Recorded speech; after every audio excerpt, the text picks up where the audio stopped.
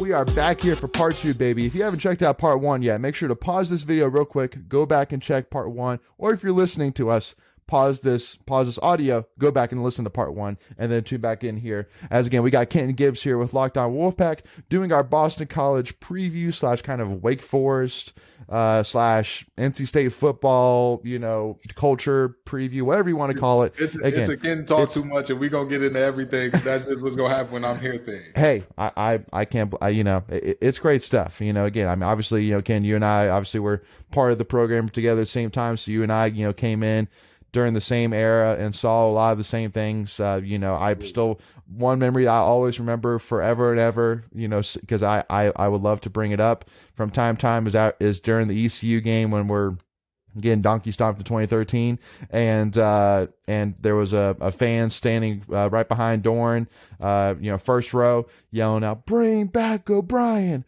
Bring back O'Brien!" I'm sitting here going, I don't know about that. I don't know if that really has turned into much besides a freezing cold take right there. So always love thinking about those times where we first started. Just like you said, the Pete Thomas, Brandon Mitchell, and here we are talking about who do we start between MJ Morris and Devin Leary if they both come back next year. It's like, man, it's crazy to think.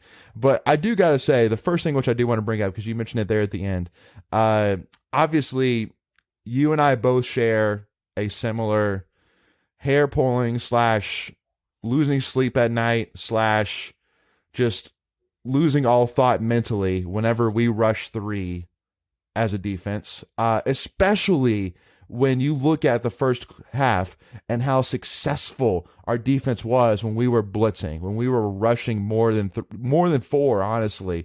That's when Sam Hartman was really starting to look a little human. But again, when you give that man time, when you rely on the end of the play being him throwing a football, you're going to lose that battle 7, 8, 9, 10 times out of 10. You're going to lose that any day. But it was surprising to see that we got some interceptions, we got some knockdowns off of that. It was surprising. Yeah.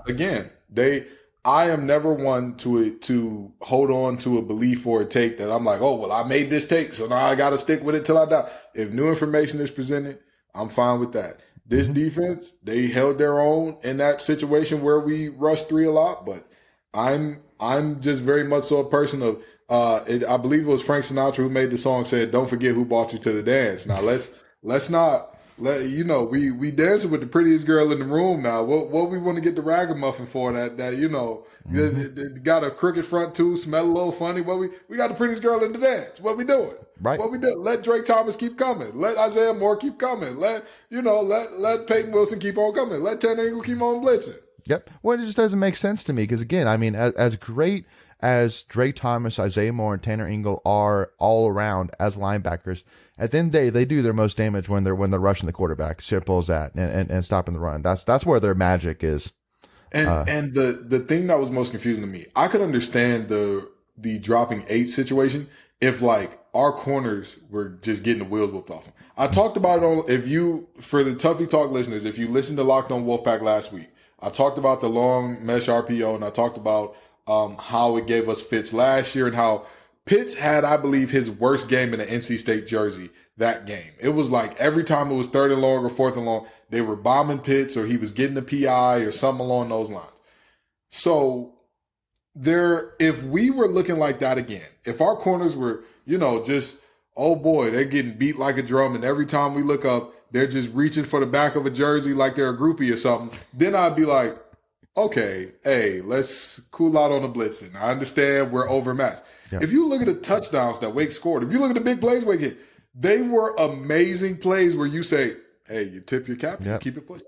Yep. The touchdown Morin scored, there was nothing better. There was nothing better Cyrus Fagan could have done in terms of coverage and ability to stick with him. Maybe he could have played the ball better. Maybe that's being super nitpicky. And the catch that Morin made was falling down out of bounds. Back towards the ball. Yeah, back towards the ball. Mm-hmm. Exactly. Pulled it up from the ground, made the catch. These are ACC athletes. Mm-hmm. Sometimes, hey, tip your cap, you keep it moving. You keep it moving. You tip your cap and say, hey, you got to do it again now. And that's what I would have loved to see. But at the end of the day, we dropped we dropped 8 a lot and it worked out. But, you know, I said, this is like if Tim Beck ran a bunch of screens, if he ran 30 screens in the game and we came up like 150 or 200 yards off all the screens, like, yes, that's good. But also, we're sick of the damn screens. Like, the screens have killed us. The screens have killed us. So what are we doing here? You know what I mean? It's the exact same principle. Like, you're like, no, what are we doing? Oh, yes, we're moving the ball. So, you know. Yeah, no, well, and again, it's you know, the only thing which kind of, you know, makes me kind of cringe a little bit is the fact that, you know, Sam Hartman did throw 397 on us, and obviously in a couple of weeks we're going to be facing a quarterback who also can throw the ball pretty well as well. So that's the one thing which is now the one thing which I will say immediately to that thought is UNC does not have the wide receiver room Wake Forest does. I mean, you know, like, you know, Josh Downs, he's legit, no doubt about it. But A.T. Perry, man, that A.T. Perry, to me, that dude's, and again, I can't tell by your face, Ken, if you're about to agree with me or not. But to me, that dude, especially that catch, that touchdown catch that he had, God, that was impressive, dude. Him and Brown are I want to say they're the biggest wide receiver combination in terms of outside receivers in the conference. Yeah. Like they're huge. They're massive human beings. Yep. Both of them are at least 6'4", with the wingspan to match it, and they know how to play the ball. And let's be honest, I've talked about this plenty of times. We need to get rid of offensive pass interference unless we're talking about blocking downfield, because it's never going to get called. Nope. Big receivers are going to push off. Yeah. They're going to go ahead and stiff arm you out the way before the ball comes. And it's going to the refs are going to let it slide. So we need to get rid of it. So defenders know, hey, listen, it's going to happen. So what? Suck it up, play through it. Right. And they know how to do it. They know how to get away with it. They've gotten away with it all the time, all the season. If the refs let you get away with it, more power to you. Keep doing it. Mm-hmm. But those are two guys that, I mean, man, they're, and if you watched Boston College Duke, you would see that for all of the things that we say about Boston College, or for all the things that have been said about, that's a receiver room that has they got some good. Jose Flowers is legit, and Boston College is. And they got a freshman, number 2. I can't, his name is eluding me for the moment for whatever reason, but he had a monster game against Duke. He was a guy that really couldn't be stopped as well. So, you know, you're looking at a situation where, I mean, honestly, when I look at what Wake Forest does and how they do it, honestly, them throwing for 397, I'm all right with it. I'm all right with it, only from the standpoint of, number one, we didn't give up a lot of points. No, and bend but not break. Mm-hmm. Exactly. And number 2, at the end of the game, we pretty much played really soft, and we're like, hey, we're going to keep everything in front of us. We'll let them score the touchdown. We'll let them drive, but it's going to take some time. They're going to drive it, but it's going to take 3, 4, 5 minutes to get to the end zone, and then we'll keep it pushing. So I yes, we can be upset. 397 to 397, right? Nitpicky, like we want to see better. Yeah. But the reality is, against this Wake Forest team, man, you live with that, and you say, hey, you telling me we only gave up 21 points to them boys in the black and gold? I'm excited about that. I'll live with that. Absolutely. Amen to that. Amen. So again, definitely, it's awesome sitting here 7-2. So excited here. So I think now it's definitely a good time to get into some Boston College here. And I know that at the end of part 1, I said that I had some Boston College insight that you would not want to miss. And so one of the reasons why, because, you know, obviously for most of the season, what we've done is typically we've reached out to an opponent, podcaster, media member, whatever it may be, to come on and kind of talk about their side, you know, talk about, you know, their season so far, you know, kind of give us the ins and outs of the team and, you know, what are the weaknesses, the strengths, predictions, whatever it may be. Well, so we reached out to a media member on the Boston College side. Won't name names, whatever it is, you know, and basically what we got back from them was they basically said that they've hung up the mics because the team isn't worth covering this year. Some quick Boston College analysis. Worst offensive line in college football history. 0 run game. A predictable offensive coordinator. A complete waste of Zay Flowers. And now the D has quit. Pack will cover easily. And I said, dang, dude. And again, I'm not going to say who said that, but man, dude, that's rough. I'm going to say this. they're not fully wrong. They're not fully wrong. Again, the offensive line, I don't blame them for being bad. Again, Right. You're playing with backups. Right. You're playing with people that were converted over in the middle of the season. Yeah. What do you expect to Right. some degree? You're playing with now a true freshman backup quarterback. Mm-hmm. And defensively, I'm a little surprised because Hafley is supposed to be a defensive guy. Right. And Boston College last year had one of the best linebacking cores in the nation. They were up there with NC State in terms of productivity out of their backers. And so to now see the cliff that they've fallen off of is like, wow, what's going on? But I'm going to say this. An animal leaps highest when wounded. Mm-hmm. It bites hardest when wounded. This Boston College team, yes, we should cover easily. Absolutely. No ifs, ands, or buts about that. If this game is close, there should be some questions arise about, what's going on? What happened here? Absolutely. Yes. But I'm telling you this game is a lot like the early season games where you kind of, you get rolling against teams that are not exactly on your level. The longer you let a team stick around, mm-hmm. the more confidence they get, mm-hmm. the more belief they get, the harder they play. Mm-hmm. In the Duke-Boston College game, because it was a one-possession game late, Boston College was playing hard the entire game. They fought. It was a heck of a game. If you want a team to give up, you break their spirit early. Mm-hmm. You show them early. You are not us, and we are not you. Mm-hmm. You don't belong here. Go home. You show them early. Yep. A team that is bad, they're looking for the moment where they're like, all right, that's it for the day, folks. Mm-hmm. We're going to go ahead and pack it in. You have to give it to them, though. Right. You have to give it to them. Well, but the one thing which I'll go ahead and, and remind too, because a lot of times, people might see this game because again, to me, I see this game as, listen, we're going to take care of business. Mm-hmm. I'm not too worried about it. More for two reasons specifically. First of all, senior day. I mean, right. there's especially with as many seniors as we have, the Peyton Wilsons, the Drake Thomas that maybe will walk, Isaiah Moore, the Grant Gibsons, Thayer Thomases, Devin Carter, who's probably going to walk too. All these guys, you're not about to lose your last game in the Carter wearing the NC State red and white. It's just not going to happen. But also too, as well, that we're going for a new program record in terms of the longest winning streak in NC State program history, going back to Lou Holtz era. And so there's a lot to play for this game, even though it's just Boston College. Like they're 2-7. They lost to UConn 13-3, two weeks ago. They lost to UConn. But there's still a lot to play for from our side. So it's not like there's nothing to play for. It's like, we're looking to Louisville. Like, no, there's still a lot to play for just in this game alone. Again, this is an opportunity here to go undefeated in back-to-back seasons. Again, I go back to all those comments of, well, Dorn hasn't won a championship. Let me say this again. They're going for undefeated home seasons in back-to-back seasons. That's unbelievable. That within itself is unbelievable. And that's right there. That's not an arm's reach away. That's like right in front of your nose. That is like, you take care of business, just do what you do 3/4 of what you usually do. And you're going to win that game, and you're going to walk out there with back-to-back home undefeated seasons. That's unbelievable. So absolutely. Mm-hmm. And again, this is a situation where, senior day and ring ceremonies and all that, all those types of things, they can be a little bit distracting. They can be a little bit, you've broken your normal. Athletes are creatures of habit, right? And it's all about going through the process and the way you normally do. Obviously, a little different. It's a little different on these types of days. Yep.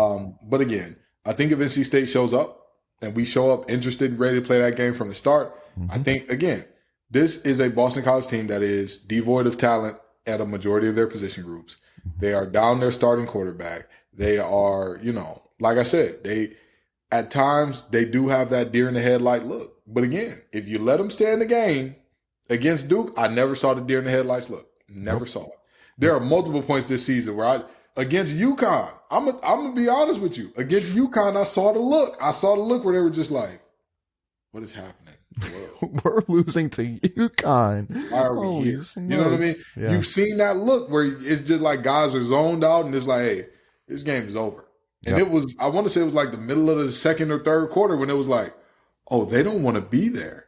But, you know, you have to give them reason. So Yep. I think that we'll do so. But we'll see. And I do want to preface, because you mentioned a freshman wide receiver for Boston College. His name is Joseph Griffin Jr. He was a freshman against Duke. He had 5 catches for 103 yards and 2 touchdowns.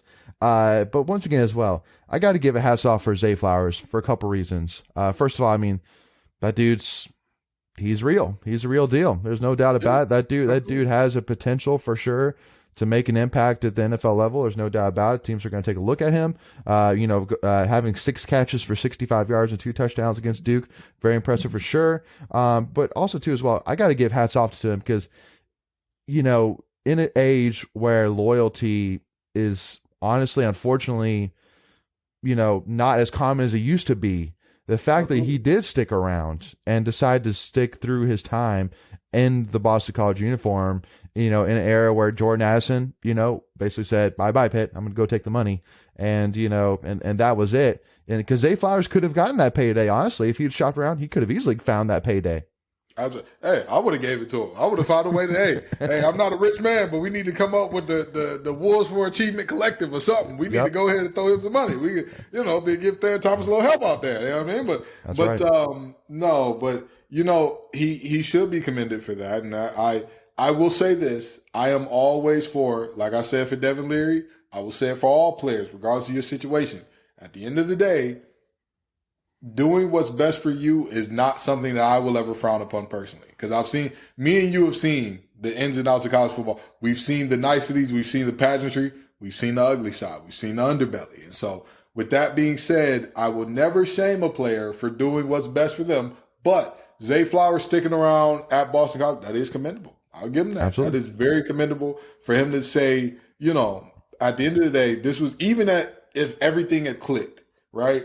This Boston College team was picked as like a dark horse in the Atlantic. Like, that's how the Atlantic is what it is. There are 6 teams that are bowl eligible in week 9. Like, that's crazy. That's what this is. That's what this deal is. Nobody said Boston College was going to be the top dogs on the block. Nobody. Nobody outside of Chestnut Hill believed that. Nobody. Nobody said they were the second best team. There were some who said they were third best, maybe. That's where they started to enter the conference. But even there, that was more of a fringe opinion. Because at that point, you're saying they're either better than Wake, you're saying they're better than State, you're saying they're better than Clemson. That was a fringe thing, right? That was a fringe thing. Most of the time, you saw them between 4 and like 6. That was where they were slotted at most, 4 and 6. And it's like, you know, like, it's for him to still come back in a situation where it wasn't predicted for you to win the championship. Hey, more power to him, man. More power to him. It's like you said, it's rare. Yep. It's rare these days. Absolutely. You know, we know that they don't got the money of some of these other teams. You know what I mean? Some of these, so it's very commendable by Zach. Before we continue, I want to take a quick second to tell you about our sponsor, Flatlands Jessup Insurance Group, that has your whole world covered, with agents in 5 offices throughout eastern North Carolina to help you decide how much coverage you need. Offering policies for home and auto, recreational vehicles, commercial, crop, health, life, and employee benefits. They are able to combine options to find a comprehensive solution that works for you. Flatlands Jessup protects the things you love so you can spend less time worrying and more time enjoying them. Find them on Facebook and Instagram at Flatlands Jessup. You can also visit their webpage at www.flatlandsjessup.com. So please make sure to go and check them out. Well, and especially too, you know, especially when you look around, because, you know, one thing which, you know, I kind of have to laugh about, because you mentioned that there's 6 teams in the Atlantic that are bowl eligible, you know, and it's only week 9 in the Atlantic.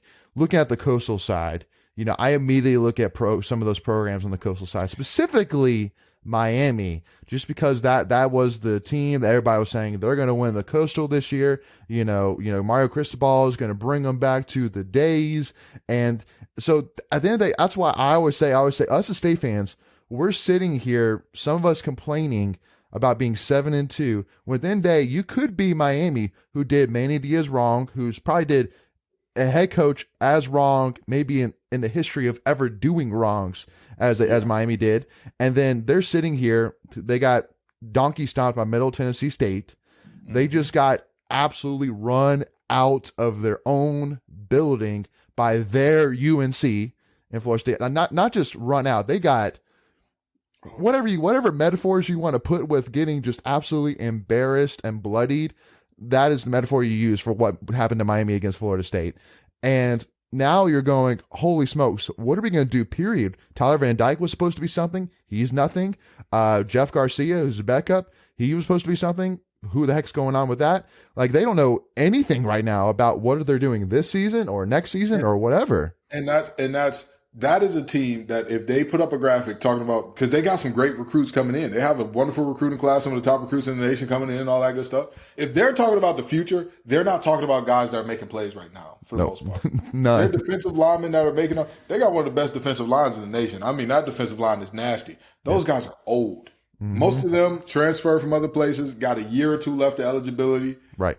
They're aging out by the time that they figure out an identity offensively. That will probably be the case. They've had injury problems with their backfield. Their backs have been banged up all year. Why couldn't they have been that way last year when we played? But that's another story for another time. You know, whatever. We ain't going to go there. But anyway, this is the reality that, again, when you look at that other side of this conference, yes, you've got a bunch of teams with 6 wins on our side, but then you've got 3 and 6. Both of the teams in Virginia just got awful this year. Miami, you just talked about them.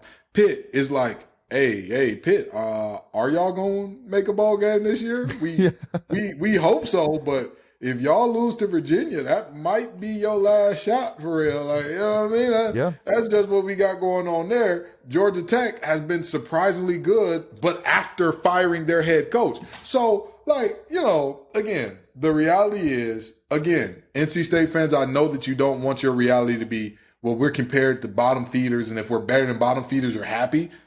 No, I'm not saying that. What I am saying is the reality of the Coastal Conference is much more aligned with what's actually going on in college football than what's going on in the Atlantic. That's true. Because if the Atlantic were the average in college football, that would mean that a vast majority of teams are bowl eligible by week 9, and that's not the case. The number is mathematically impossible. Correct. So the reality is, again, for us to be sitting very near the top in this regard, for us to be a team that, I mean, let's just be honest here. Syracuse without Schrader is looking kind of tough. They got Florida State and Wake Forest still left on their schedule. If we could be a team that finishes second in this conference, gets 10 wins, listen, it's not ideal. It's not what we wanted at the beginning of the year. Absolutely not. Sure. But it's showing something. And I'll tell you this much. One of the other good things about MJ Morris's youth is the fact that one thing that I think needs to happen this offseason is we need to tell Tim Beck, hey, man, it's been great. You've been awesome. You know, this just ain't a good fit. So even after what he's, because again, I immediately go back to saying, because I know that again, we talked, you know, we had this conversation after the Clemson game, and you know, and a lot of people would say, which I do see to an extent, that at the end of the day, Devin Leary was not the guy that Tim Beck brought in. MJ Morris truly was the first guy that Tim Beck brought in to be his quarterback for his offense. And so the fact that, you know, obviously as a true freshman, what MJ has done, do you not give any credit to Tim Beck for what MJ has done so far in 80 minutes of football? I think it. Do you not see it out? This puts me in a tough spot because yes, part of me is like, that is the offensive coordinator that recruited him, and it could be that this is his guy. Sure, but there's also a certain amount of handicapping talent that like is a little inexcusable. Like, listen, I know that I've said about Devin Carter, I have sounded like I felt like Bill Murray in Groundhog's Day, year after year after year, saying this is the year that Devin Carter breaks out because it's all there. The tools are there. Big body, tackle breaker, high points the ball, has the ability after the catch. It's there. It's there. He's actually a better route runner than most people give him credit for as well. It's there. It's there. And every year is just like, meh. You know, he shows flashes and that's it. Keon Lassane and what he's done this year, it has been a revelation as of late. But there are too many moments where I look up and I'm like, why were we not doing that earlier? That are like, there's Well, because like, because why was people are bringing. Michael Allen? Well, because people Oh, ask the go ahead. question. People ask the question multiple times. Well, what if we would play MJ Morris against Syracuse? Which I'm like, we're gonna. You could talk about that until you're blue in the face, but at the end of the day, it's not gonna change anything. The past is the past. From that perspective of, well, if we played MJ Absolutely. Morris, we would have won. Because at the end of the day, too, I always keep in mind that at the end of the day, as amazing as MJ has been, he's still a true freshman. People saying, well, if we had him against Clemson, we would have beaten Clemson. No, I don't know about that. Again, at the end of the day, there's a big difference between playing in your own house and playing on the road. And at the end of If the day, you go ahead. if you watch what our offensive line did in that game, and you believe that there was any quarterback other than Jesus Christ himself that would have got us over the hump, I'm sorry to tell you. You know what I mean? Hey, I You agree could with put you. Pat Mahomes back there, and if you got guys coming that quickly, Yeah, I mean, there were guys and they rushed 3 and got home in less than 3 seconds multiple times. Yep. There's nothing a quarterback. The whole premise of a defense rushing 3 is the understanding of, we're not going to get home, but we're going to have so much going on in coverage that you're going to struggle to find time.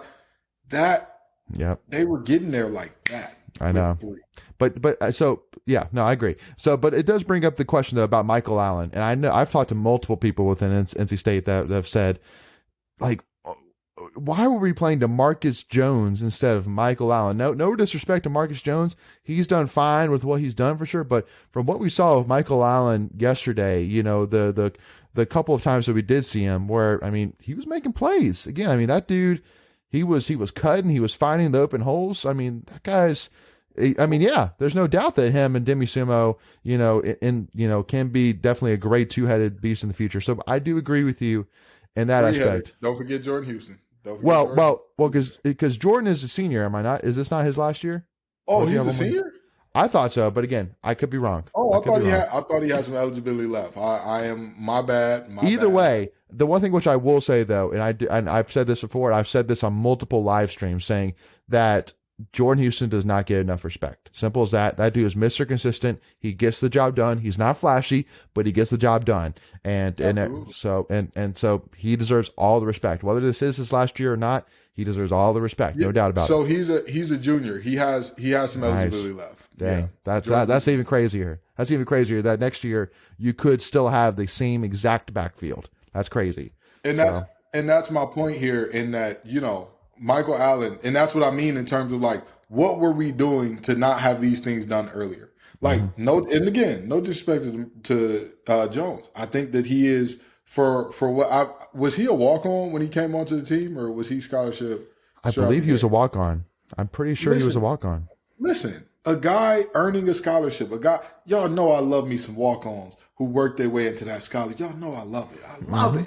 Yep. Those guys are grinders. They come up on the scout team. They get their heads beat in every single day for 2 years, 3 years. And they're paying for it. I love it. I love it. But at the end of the day, it was too many times where Jones had the ball and is like, hey, big dog, unhitch the wagon. Get going a little bit. You know what I mean? Michael Allen, you've seen it from the time he touched the ball. He's a short, compact guy. He's not super fast, but he hits that hole with purpose. He hits that hole with direct. When he wants to get going somewhere, you're going to need multiple guys to stop him. If you got one guy waiting on him, don't worry. That guy's going for a ride. So, this is, again, I'm not saying that Tim Beck is like god awful. I hate him. He hasn't done anything good. I think what he's done with MJ Morris has been impressive. I'm not sure if that overcomes making it look like Devin Leary lost his talent to the Monstars in the beginning of the year. I'm not sure, because as much as we hope that won't be the case with MJ Morris, what if it does happen? What if it does? And so then are we saying to ourselves, well, okay, now that he's done it the second time, we need to get rid of him, when honestly, there are probably going to be some very quality OCs that are going to be looking for jobs pretty soon, or that are going to be, let's be real about it. NC State, as far as our offensive coordinators, let's look at where our past few are at right now.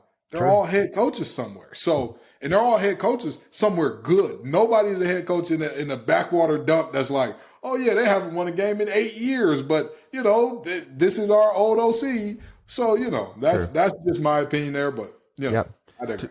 Completely understand. And again, luckily enough, the beautiful thing is that, again, we don't necessarily have to we're not going to do anything about that until after we get the season done, which again is still so exciting. There's still a ton on the table here. MJ Morris is playing at an impressive level for a true freshman, for a guy that is, 18 years old, that just got out of high school 4 months ago. It's crazy to say the least. So definitely look forward to Boston College, 3:30 p.m. kickoff. Make sure to get there early, get in the stands early, as we salute these seniors who have done so much for this program and will be missed greatly for sure. And their impact will be left for generations, no doubt about it. So make sure to get there early. Carter Finley, do not miss it. So with that being said, Ken, first of all, I want to say thank you so much for coming on.